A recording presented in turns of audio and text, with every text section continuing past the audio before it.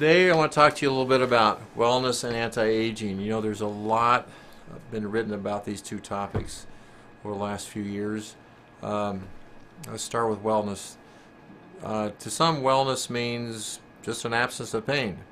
To others, wellness could mean eating 5 servings of fruits or vegetables a day. To some another person, wellness is running 5 miles a day.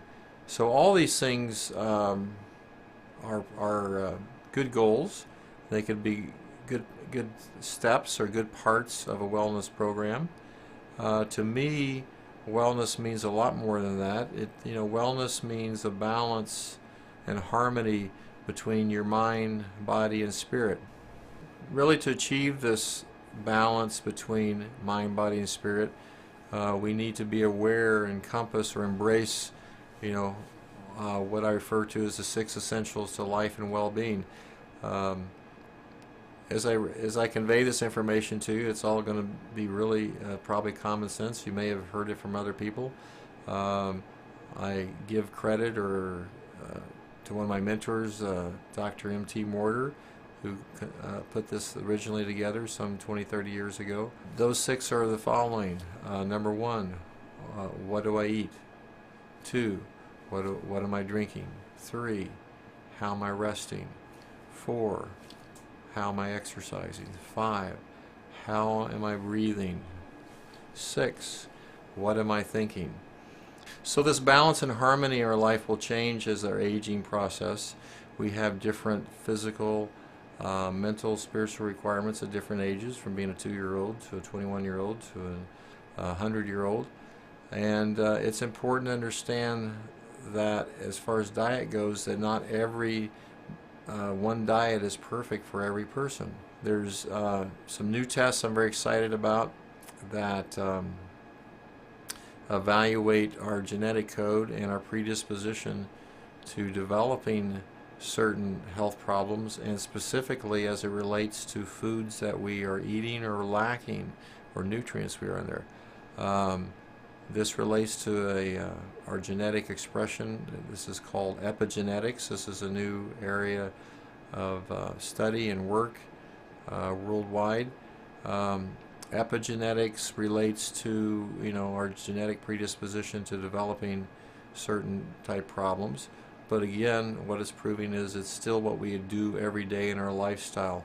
What is it that we're eating, drinking, or what is it we're not eating or drinking, how we're resting, how we're exercising, what we're thinking, etc., will determine whether this genetic trait is expressed.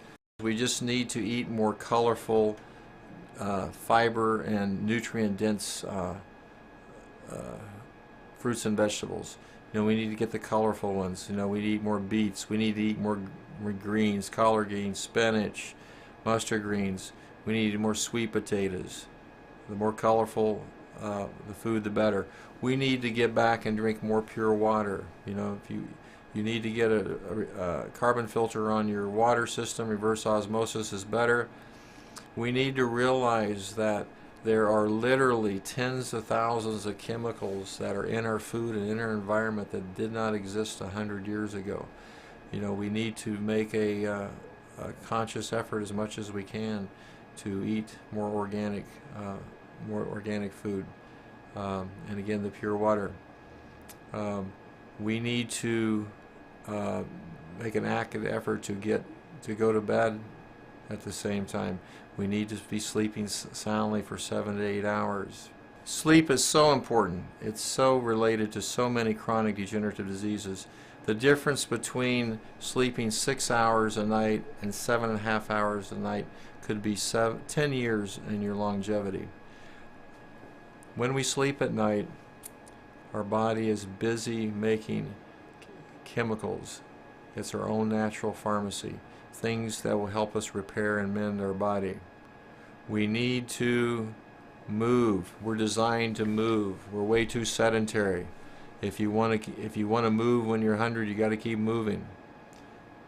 There's a little saying before if you keep sitting down, pretty soon you're laying down, then you're laying 6 feet under. We are designed to move. We need to move.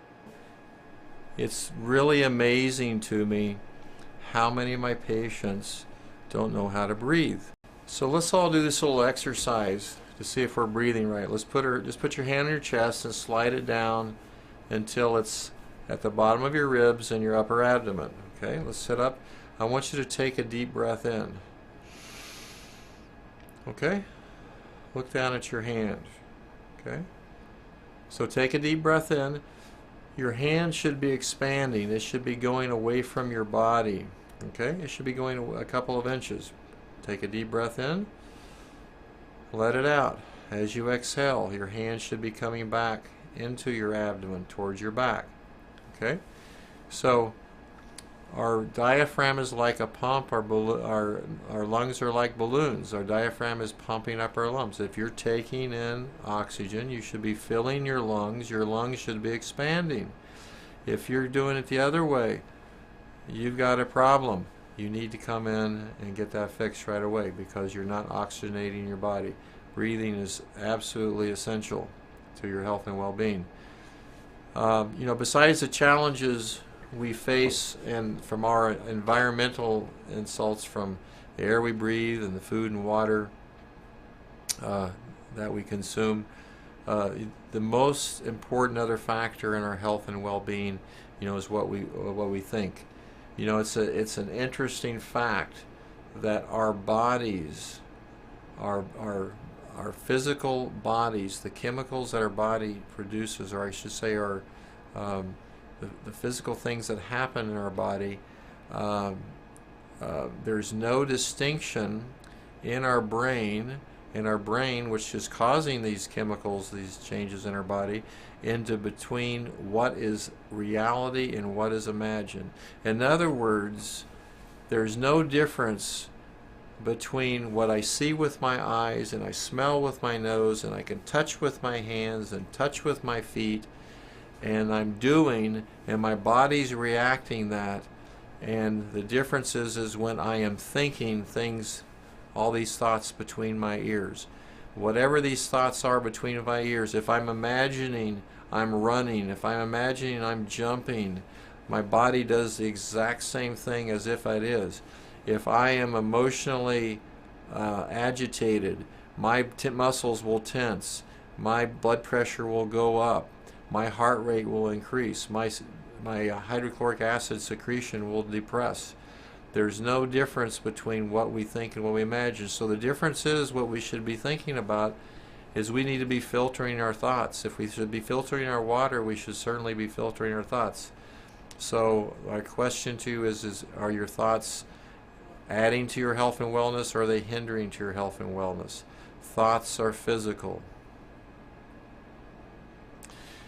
Part of a daily regimen, besides as important as your rest, more important is what you think. You should be doing daily positive affirmations and use your imagination. I highly recommend Wayne Dyer's new book, Wishes Fulfilled, to help you do that. As a aging person, as a 56-year-old born in 12/10/55, aging baby boomer, I am very interested in the anti-aging arena. I'm like most people. I would like to stay as well, look as good, be as fit, stay as high as level of thinking, physical activity as possible. This anti-aging, there's all kinds of things. What does it mean? It means so many different things to different people. Anti-aging for some people is say, I'm gonna go get a facelift. I'm gonna get some liposuction. I guess that can be a form of anti-aging, or a preservation of looking more youthful. But what I think of anti-aging is applying the 6 essentials and aging gracefully and functionally. We are going to age. How well we age is dependent upon those 6 essentials. So the more attention we pay for that, then the better we're going to function and the better we're going to look. And as we do that, there's a great book I'd recommend here called Ageless Body, Timeless Mind by Deepak Chopra, and has some very interesting observations in there. One of the things that we need to have as far as our thinking and our longevity is that we need to have a passion and a purpose in life and an intention to help others. And I think that is a good recipe for a long, healthy life.